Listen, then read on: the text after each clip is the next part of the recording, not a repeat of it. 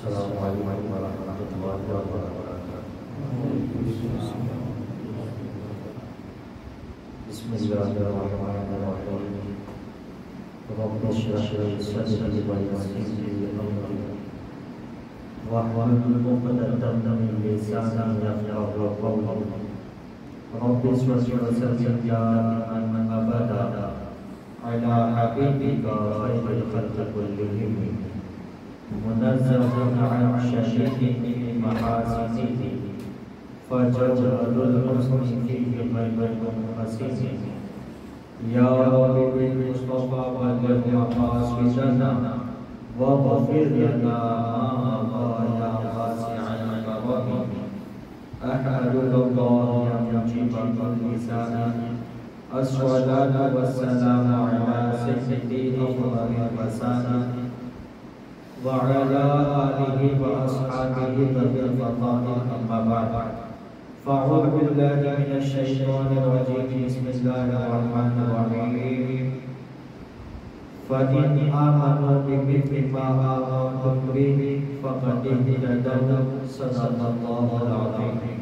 فيا الصلاة والسلام عليك يا رسول الله، الصلاة والسلام عليك يا رسول الله، الصلاة والسلام عليك يا حبيب الله، الصلاة والسلام عليك يا حبيب الله، الصلاة والسلام عليك يا نور الله، الصلاة والسلام عليك يا نور الله، صلى الله تعالى عليك وسلم۔ آقا کریم صلی اللہ علیہ وسلم کے پیارے احباب، اللہ رب العزت نے ارشاد فرمایا فَإِنْ آمَنُوا بِمِثْلِ مَا آمَنْتُمْ بِهِ، اگر تم ایمان لائے صحابہ کے ایمان کی طرح، جس طریقے سے اللہ کے رسول صلی اللہ علیہ وسلم کے صحابہ ایمان لائے ہیں، ان کے ایمان لانے کی طرح تم ایمان لاؤ گے فقد اہتدوا، تو تم ہدایت پا جاؤ گے۔ ہماری ہدایت کے لیے اللہ رب العزت نے آقا علیہ الصلوۃ والتسلیم کے صحابہ کو رہنما بنایا۔ اب ہمیں دیکھنا یہ ہے کہ ہم جن کی محفل سجانے کے لیے یہاں بیٹھے ہیں، صحابہ کرام کا اس پیارے مصطفیٰ کے بارے میں کیا عقیدہ تھا۔ اللہ کا شکر ہے ہم نے حضور کو نہیں دیکھا، نہ حضور کے دیکھنے والوں کو دیکھا۔ 1400 سال سے زیادہ عرصہ گزر گیا، پھر بھی میرے قریب نے ہمارے دلوں میں مصطفیٰ کریم کی محبت جگہ فرمائی۔ یاد رکھیں، جنہوں نے حضور کو دیکھا وہ دو طرح کے لوگ ہیں۔ ایک جنہوں نے صدیق اکبر والے عقیدے سے دیکھا، جنہوں نے حضور کو اللہ کا رسول سمجھ کر دیکھا، وہ کامیاب ہوئے۔ اور جنہوں نے آقا علیہ الصلوۃ والتسلیم کو دیکھا لیکن ان کا نظریہ آقا علیہ الصلوۃ والتسلیم کی رسالت کا نہیں تھا، بلکہ اپنے جیسے بشریت کا ان کا تقاضا تھا، تو پھر کیا ہوا؟ حضور کو دیکھنے کے باوجود وہ صاحب ایمان نہ ہو سکے۔ جیسے ابو جہل نے حضور کو دیکھا لیکن اس کا نظریہ کیا تھا؟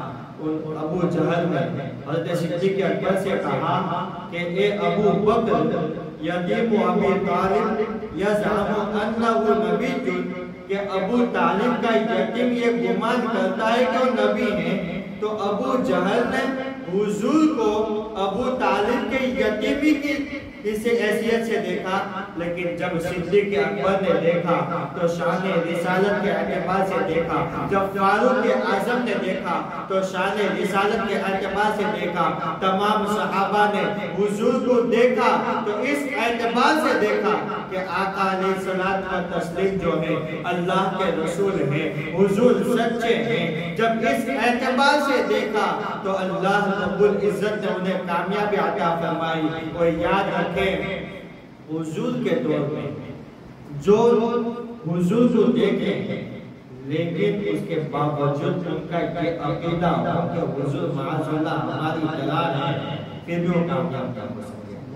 لیکن بعد والے جنہوں نے دیکھا مصطفیٰ نہیں دیکھا مصطفیٰ کریم اور مصطفیٰ کریم کو عظیم شان والا سمجھا، پھر بھی وہ عظیم دنیا میں نظر آئے۔ سرکار کریم کے پاس علیہ رحمت و رضوان، آپ صحابی نہیں ہیں لیکن پھر بھی مصطفیٰ کریم کو عظیم جانا، اس کے بدلے میں کیا ملا؟ آقا علیہ الصلوۃ والتسلیم نے انہیں ہندوستان کی راجدھانی عطا فرمائی۔ آقا علیہ الصلوۃ والتسلیم نے انہیں پورا ہندوستان سونپ دیا۔ تو جو دیکھے اور اپنی طرح سمجھے تو پتہ چلا وہ کامیاب نہیں ہے، کامیاب وہ ہے جو حضور کو شان والا سمجھے۔ سیدنا مجدد الفسانی رحمۃ و رضوان مکتوبہ شریف میں ارشاد فرماتے ہیں، محجوبان کے محمد رسول اللہ صلی اللہ علیہ وسلم را بشر گفتن و دل دنگ سائر بشر تصور نمودن ناچار منکر آمدن۔ فرماتے ہیں کہ ان لوگوں کے دلوں پر پردہ پڑا ہوا ہے۔ کن لوگوں کے دلوں پر؟ فرماتے ہیں کہ جو حضور کو تمام لوگوں کی طرح عام بشر سمجھتے ہیں۔ پھر فرماتے ہیں کہ وہ تو منکر ہے حضور کی رسالت کے، وہ تو حضور کی رسالت کو تصور بھی نہیں کرتے۔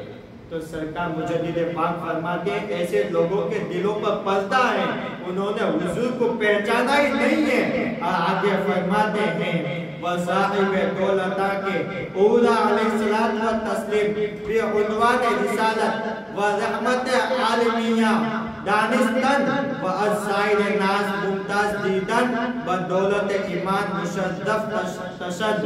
فرماتے ہیں کہ جنہوں نے آقا علیہ الصلوۃ والتسلیم کو رسالت کے اعتبار سے دیکھا، عالم کے لیے رحمت کے اعتبار سے دیکھا اور تمام لوگوں سے ممتاز جانا، اللہ رب العزت نے انہیں ایمان کی دولت عطا فرمائی۔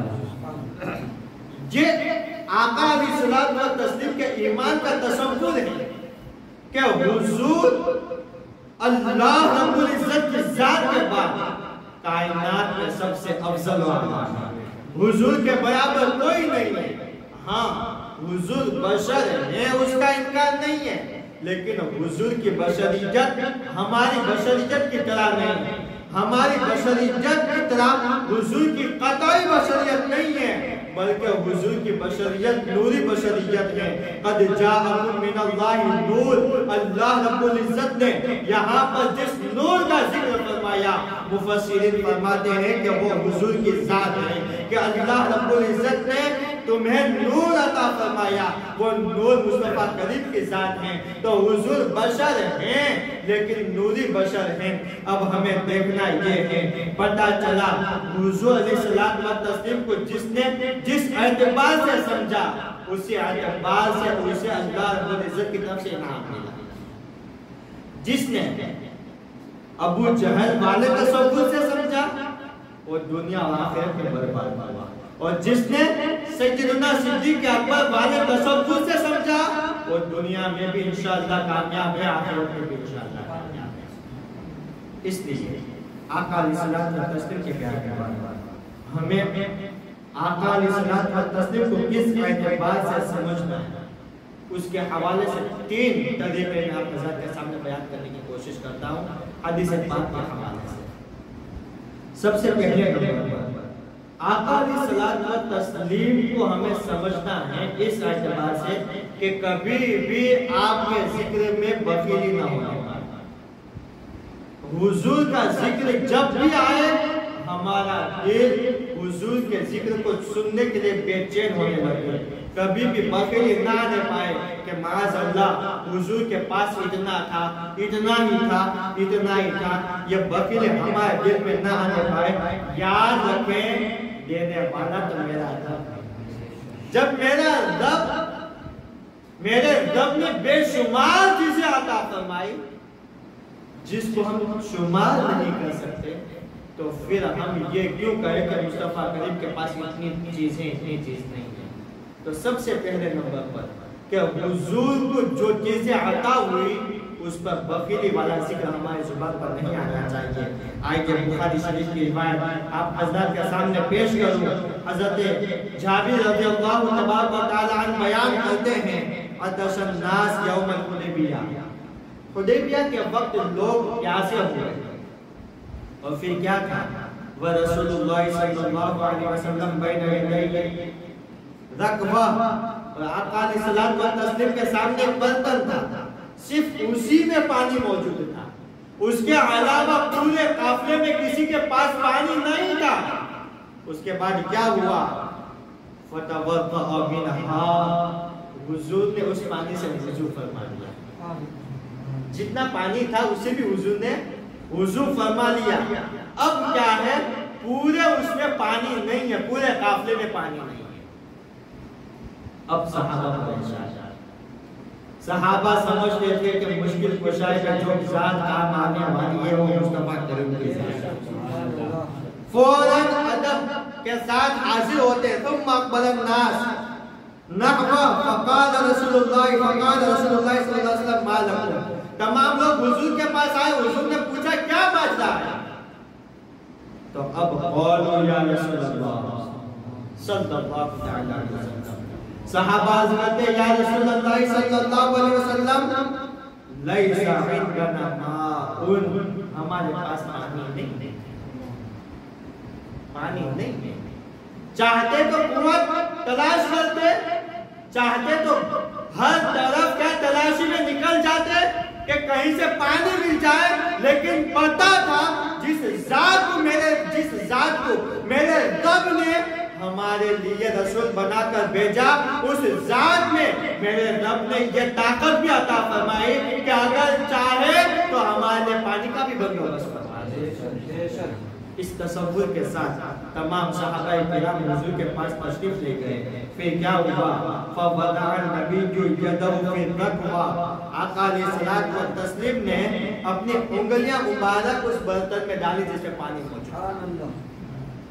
اب یہاں پر ایک چیز میں آپ کو بتاؤں, جب حضور نے اس برتن میں انگلیاں ڈالی تو کیا معاذ اللہ حضور کو کوئی شک تھا کہ پانی نکلے گا, پانی کا انتظام ہوگا یا نہیں ہوگا؟ ہرگز نہیں. اس لیے کہ معاذ اللہ اگر شک ہوتا تو وہ صحابہ جو سامنے موجود ہیں, جو بغیر دیکھے رب کو مان چکے ہیں, تو ان کے ایمان کا کیا ہوا؟ حضور کو یقین تھا. پھر کیا ہوا حضور نے انگلیاں مبارک ڈالی. فجعل الماء ينفذ من بين اصابعه. جیسے حضور نے انگلیاں باہر نکالی, انگلیوں کے بیچ میں سے پانی نکلنا شروع ہو گیا. کیسا پانی نکلا؟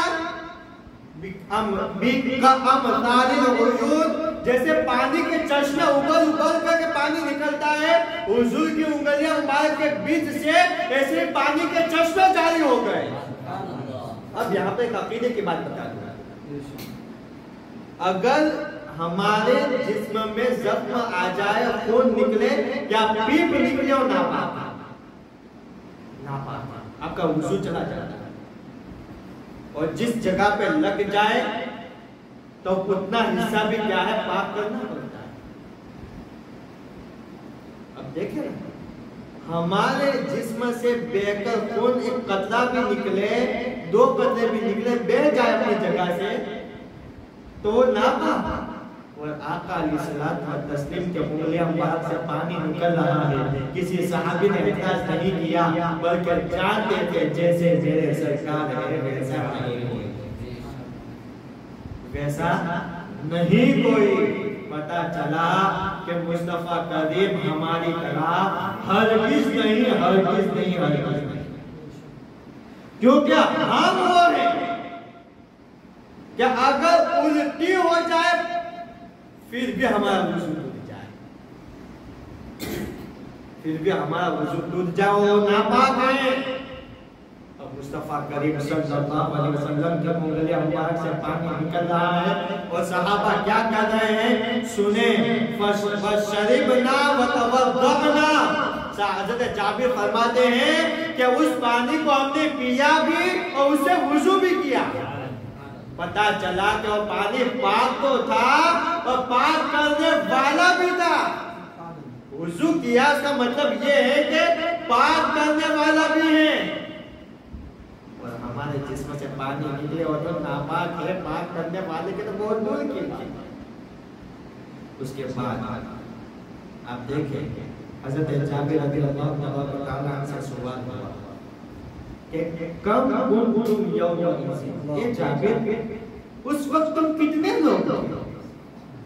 جب حضور علیہ الصلوۃ والتسلیم کا یہ معجزہ ظاہر ہوا تم کتنے لوگ تھے؟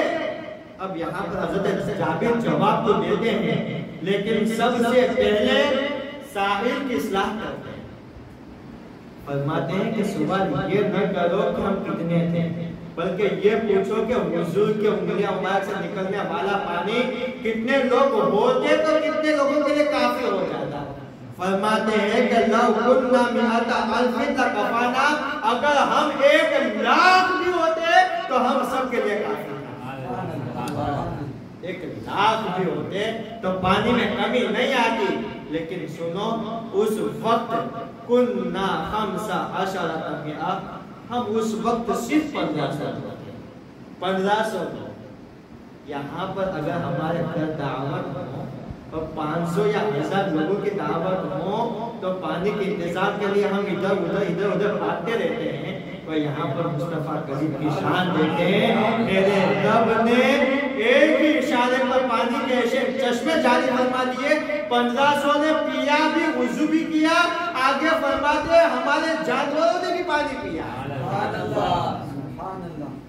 پتا چلا کہ مصطفیٰ کریم کے ساتھ ہماری طرح ہرگز نہیں. صحابہ نے سمجھا، اس وجہ سے سمجھا کہ مصطفیٰ کریم جیسے میرے سرکار ہے جیسا نہیں ہو.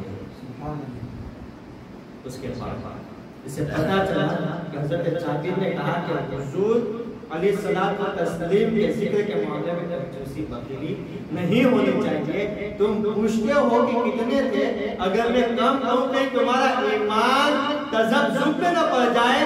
اس سے پہلے سمجھ لو کہ اگر ہم 1,00,000 بھی ہوتے تو وہ پانی کم نہیں ہونا تھا، بلکہ وہ پانی ہم سب کے لیے کافی تھا. اس لیے جب بھی حضور کا ذکر آئے کبھی بھی بخیلی والا معاملہ نہیں ہونا چاہیے. اس لیے کہ میرے رب نے مصطفیٰ کریم کو وہ شان عطا کی ہے جو کسی اور کو میسر نہیں. دوسرے نمبر پر، پہلے نمبر پر تو یہ کہ اللہ رب العزت نے مصطفیٰ کریم صلی اللہ علیہ وسلم کو جو شان عطا فرمائی تو آپ کے ذکر میں کبھی بھی کیا ہے بخیلی نہیں ہونی چاہیے. دوسرے نمبر پر آقا علیہ الصلوۃ والتسلیم کا جب ذکر ہو تو ہمارا دل تڑپنا چاہیے کہ حضور کی تعریف اور مل جائے، حضور کی تعریف اور مل جائے. اس میں ہمارا دل بے چین نہیں ہونا چاہیے. دوسرے نمبر اب دیکھیں آقا علیہ الصلوۃ والتسلیم کے اس شان کو حضرت جابر بھی بیان کرتے ہیں. اور یہ روایت بخاری شریف میں، پہلی جو روایت بیان کی وہ بھی بخاری شریف کی، یہ روایت بخاری شریف میں ہے. عن جابر رضی اللہ عنہ، حضرت جابر کہتے ہیں توفی ابی وعلیہ دین، میرے والد کا انتقال ہو گیا، ان کا بہت سارا قرض تھا. میرے والد کا جب انتقال ہوا تو بہت سارا قرض موجود تھا. اب قرض داروں نے قرض طلب کیا. حضرت جابر کہتے ہیں کہ میرے باغ میں بہت کم کھجوریں تھی. انہوں نے کہا کہ میرے باغ میں سے چند کھجوریں لے لو، میرا قرض معاف کر دو. تو کیا ہوا؟ فَأَبَوْا وَلَمْ يَرَوْا أَنَّ فِيهِ وَفَاءً، فرماتے انہوں نے انکار کر دیا اور پورا قرض طلب کیا اور معاف کرنے سے انکار کر دیا کہ ہم قرض معاف نہیں کریں گے. اب یہاں پر حضرت جابر چاہتے تو کسی مالدار صحابی کے پاس جاتے اور کہتے تھوڑا سا قرضہ دے دو تاکہ میں قرض اتار دوں. لیکن حضرت جابر سمجھتے تھے کہ جس شان والے نبی کو میرے رب نے بھیجا ہے، ہم نے ان کے تبسم سے رب کو بغیر دیکھے مانا ہے، تو وہی شان والے نبی میری مصیبت کو بھی دور کریں گے. حضرت جابر چاہتے ہیں. اب بخاری شریف کی روایت فَأَتَيْتُ النَّبِيَّ فَذَكَرْتُ ذَلِكَ، کہ حضور کے پاس میں گیا، میرا پورا ماجرا کیا ہے حضور علیہ الصلوۃ والتسلیم کو سنا دیا. حضرت جابر اسی گھر پر آئے تھے جہاں مشکل میں امت آتے ہیں. سید حضرت اعلیٰ سے فرماتے ہیں لب دعا ہے آنکھیں بند ہے تیری ہیں جھولیاں اتنے مزے کی پیڑ کے آگ ڈر دیے ہیں. اس کے بعد فرماتے ہیں میرے کریم سے کر قطرہ کسی نے مانگا دریا بہا دیے ہیں دلبے بہا دیے ہیں. تو اس شان والے محبوب کے پاس حضرت جابر آتے ہیں اور پورا معجزہ سناتے ہیں. اس وقت آقا نے یہ نہیں فرمایا کہ یہ جابر جاؤ فلاں صحابی کے پاس ان سے پیسہ لے لو قرض اٹھا دو، بلکہ حضور فرماتے ہیں جابر جاؤ اور جانے کے بعد کیا ہے اپنی کھجوریں اٹھا کر کے ہر درخت کی کھجوروں کے الگ الگ ڈھیر لگا دو، الگ الگ ہر کھجور کے ہر درخت کے کھجوروں کے الگ الگ ڈھیر لگا دو. اس کے بعد فقال اذا جددته فودعته في المنبر. حضرت جابر کہتے کہ جب میں اس کام سے فارغ ہو گیا تو میں حضور کے پاس آیا اور آپ علیہ الصلوۃ والتسلیم کو خبر دی کہ حضور میں نے کھجور کے ڈھیر الگ الگ کر دیے ہیں. جاء ابو بکر و عمر، سرکار خود تشریف بھی لا رہے ہیں اور اپنے ساتھ دو یاروں کو بھی لے کر جا رہے ہیں. پتہ چلا سرکار سیدنا ابو بکر صدیق و سرکار فاروق اعظم ہمیشہ حضور کے ساتھ رہا کرتے تھے. اور الحمدللہ آج وہ یار مزار بھی ہیں. کچھ حضرات معاذ اللہ کی دو شخصیتوں کی شان میں گستاخی کیا کرتے ہیں، لیکن ہمارا ایمان اس وقت بھی مضبوط تھا اور آج بھی مضبوط ہے کہ حضور کے یہ صحابہ یقیناً مضبوط ایمان والے ہیں اور حضور علیہ الصلوۃ والتسلیم کے اہل بیت سے بھی محبت کرنے والے ہیں اور حضور سے بھی محبت کرنے والے ہیں. تو حضور تشریف لے گئے اور لے جانے کے بعد کیا ہے فجلس علیہ، ایک ڈھیر پر حضور بیٹھ گئے، ایک ڈھیر پر حضور بیٹھ گئے اور بیٹھنے کے بعد فدعا بالبرکت، حضور نے برکت کی دعا فرمائی. یہاں پہ ایک چیز میں آپ حضرت کی توجہ دلانا، آقا علیہ الصلوۃ والتسلیم نے دعا فرمائی، یعنی کہ پہلے کچھ پڑھا اس کے بعد آپ نے دعا کی. حضور نے کیا کہا یاد رکھیں، قرآن کریم کا فیصلہ ہے کہ حضور جو بھی بولتے ہیں وہ وحی الہی ہے. پتہ چلا ہے تو قرآن کریم کی تلاوت فرمائی ہوگی یا اللہ رب العزت کی طرف سے عطا کردہ وظائف پڑھے ہوئے. الحمدللہ آج بھی ہم کیا کھانے کے پاس پڑھتے ہیں قرآن شریف کی آیتیں ہی پڑھتے ہیں. قل شریف، سورہ فاتحہ اور سورہ بقرہ کے کیا ہے ابتدائی آیتیں پڑھتے ہیں، اس کے بعد برکت کی دعا مانگتے ہیں. تو یہ طریقہ ہمیں حضور سے ملا ہے.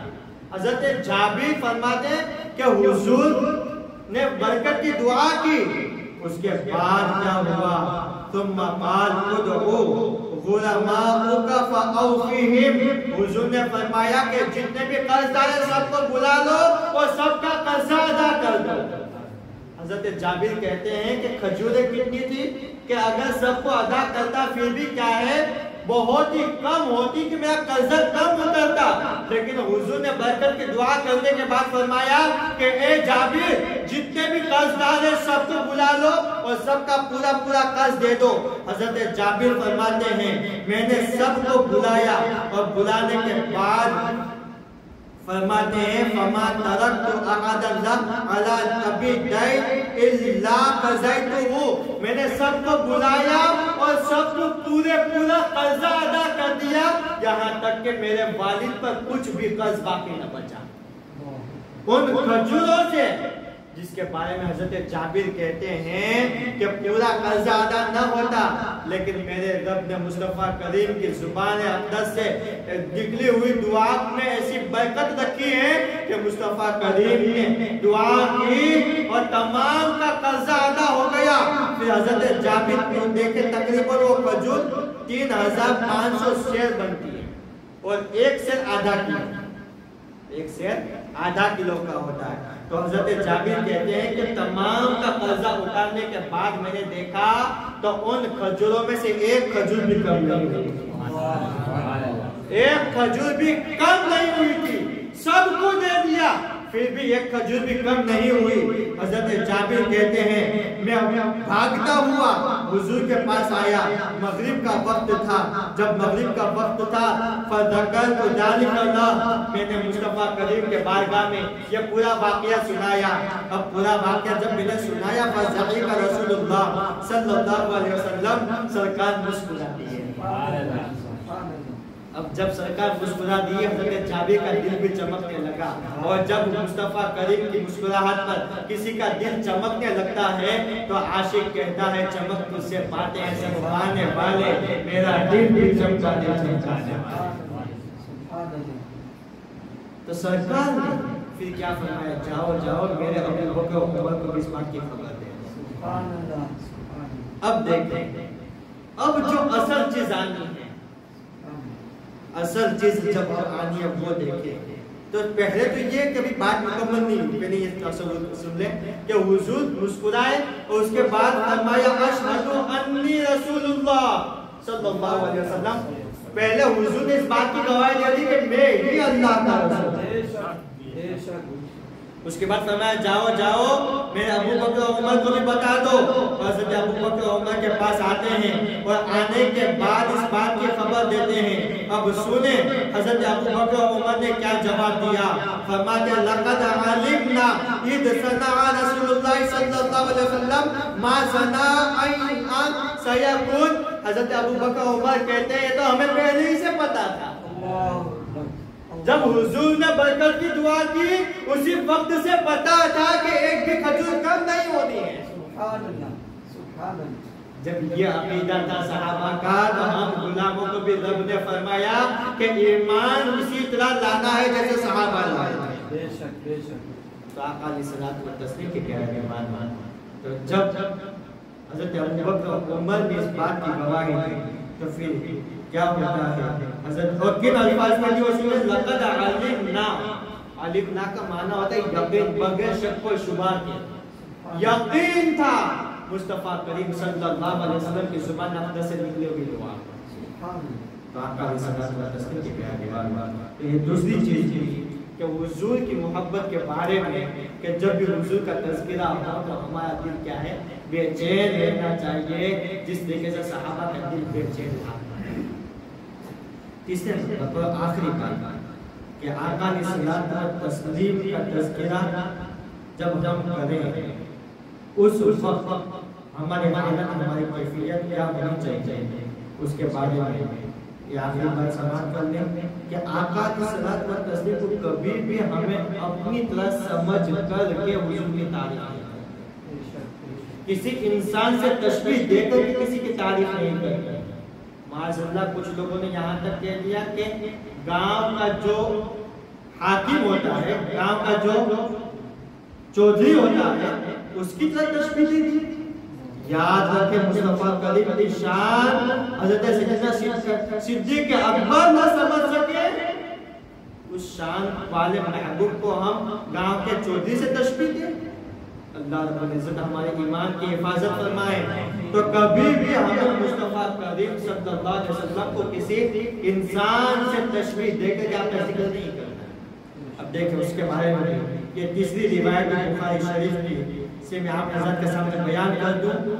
سب سے پہلے یہ سمجھ لیں اگر میں نماز ادا کر رہا ہوں، جماعت ہو رہی ہے اور اگر میرے پیر بھی آ جائے تو آپ میں سے کوئی بھی نہیں کہہ سکتا کہ مولانا پیچھے آ جائے آپ کے پیر آ جائے.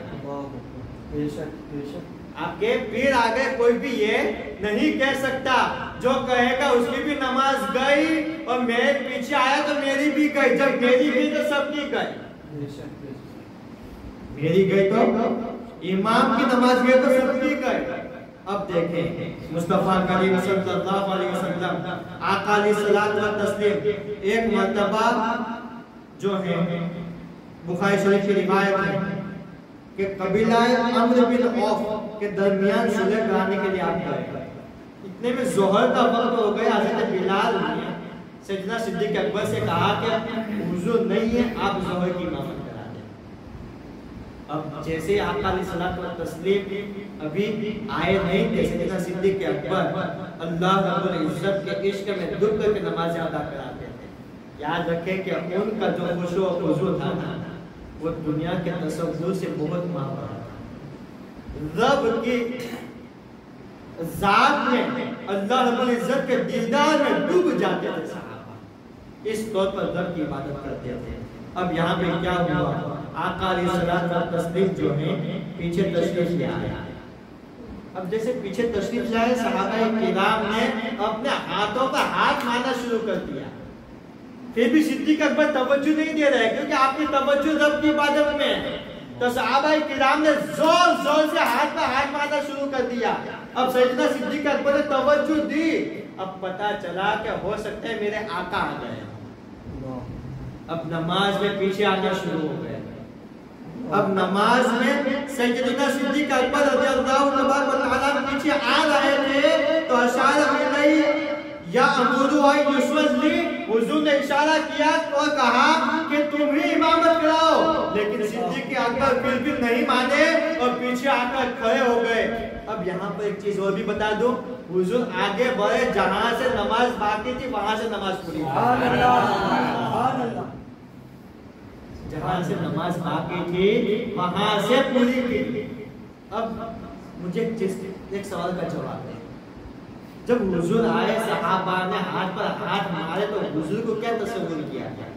حضور کو اللہ کا رسول ہی تصور کیا تھا۔ بے شک پتا چلا کہ نماز میں حضور کا خیال آنے سے نماز جاتی نہیں ہے، نماز قبول ہو جاتی ہے۔ بے شک بے شک ہماری نماز قبول ہی تب ہوتی ہے جب اللہ کے محبوب کا خیال آئے۔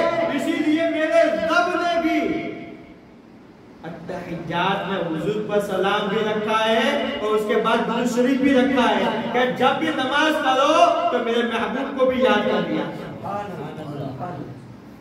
تو پتہ چلا صحابہ کرام حضور کا تصور لاتے ہوئے ہاتھ پر ہاتھ مارا، صحابہ کی نماز نہیں گئی۔ سیدنا صدیق اکبر پورے گھوم کر کے پیچھے آ گئے، ان کی بھی نماز نہیں گئی۔ اور اب یہاں پر نماز ختم کرنے کے بعد پھر کیا ہے؟ تقدم رسول اللہ صلی اللہ علیہ وسلم فصلی للناس، سیدنا صدیق اکبر رکے نہیں، حضور آگے بڑھے، نماز مکمل کی۔ اس کے بعد فرمایا یا ابا بکر ما منعک ان تصلی حین اشرت الیک، اے ابو بکر میں نے تمہیں اشارہ کر کے کہا پھر بھی تمہیں نماز مکمل کرنے سے کس چیز نے روکا؟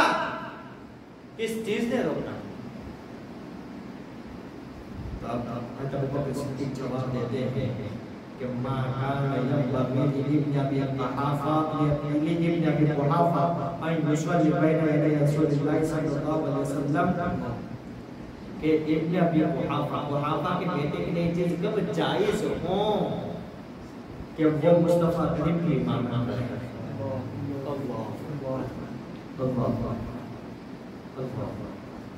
دیکھیں کتنا پیارا ہے۔ تو پتہ چلا اس حدیث پاک سے کہ مصطفیٰ کریم کو کبھی بھی ہمیں اپنی طرح تصور نہیں کرنا ہے۔ ہم نماز ادا کریں، ہمارے پیر و مرشد بھی آ جائے، یقیناً ہمارے پیر و مرشد کی تعظیم ہمارے دلوں میں حد سے زیادہ ہونی چاہیے، پھر بھی نماز میں پیچھے نہیں ہٹ سکتے۔ تو پتہ چلا کہ اللہ کے رسول صلی اللہ علیہ وسلم کی ذات اقدس تو تمام کائنات سے سب سے اعلیٰ اور افضل ہے۔ دنیا کے کسی بھی انسان کی طرح مصطفیٰ کریم کی ذات ہرگز نہیں ہو سکتی۔ تو یہ چند باتیں تھی ہمارے ایمان کو مضبوط کرنے کے بارے میں کہ مصطفیٰ کریم کی شان ہم سنیں تو ہمارا ایمان کس طرح ہونا چاہیے کہ جب بھی سنیں تو کبھی بھی ہمارے دل میں بخیلی نہ آئے، جب مصطفیٰ کریم کا ذکر سنیں تو اور سننے کی لالچ پیدا ہو کہ ہمارے نبی تو ایسے تھے، میرے رب مصطفیٰ کو میرے رب نے ایسا بنایا، ایسا بنایا، ایسا بنایا۔ تو آخر سیدنا اعظم کہتے ہیں نا کہ خالق کا بندہ خلق کا آقا کہوں تجھے، کہ یا رسول اللہ میرے پاس تو الفاظ نہیں ہے کہ میں آپ کو کیا کیا کہوں، میرے الفاظ ختم ہو گئے، لیکن ایک ہے کہ مخلوق کے آپ آقا ہیں اور خالق کے بندے ہیں۔ خالق کا بندہ خلق کا آقا کہوں تجھے۔ تو اسی بات پر میں اپنی گفتگو کو ختم کرتا ہوں کہ ہم بھی آقا علیہ الصلوۃ والتسلیم کو کیا ہے اپنی جانوں سے بھی زیادہ افضل و اعلیٰ، اپنی جانوں سے بھی زیادہ قریب جانے اور مصطفیٰ کریم کو رب کا محبوب بندہ جانے۔ یاد رکھیں حضور نہ خدا ہیں نہ خدا کے بیٹے ہیں۔ حضور اللہ کے محبوب بندے ہیں اور اللہ سے جدا بھی نہیں ہے، اسی لیے میرے رب نے کلمہ ترجمہ میں بھی اپنے ذکر کے ساتھ مصطفیٰ کریم کا بھی ذکر رکھا، لا الہ الا اللہ محمد رسول اللہ صلی اللہ علیہ وسلم۔ تو جس طریقے سے ہم رب کا ذکر کرتے ہیں ہمارے دل کو سکون ملتا ہے، اسی طریقے سے مصطفیٰ کریم کے ذکر سے بھی ہمارے دلوں کو سکون ملنا چاہیے۔ اللہ رب العزت ہم سب کو حضور کی محبت میں زندگی عطا فرمائے، حضور کی زندگی حضور کی محبت میں موت نصیب فرمائے۔ وآخر دعوانا ان الحمد للہ رب العالمین۔ صلاۃ و سلام علیہ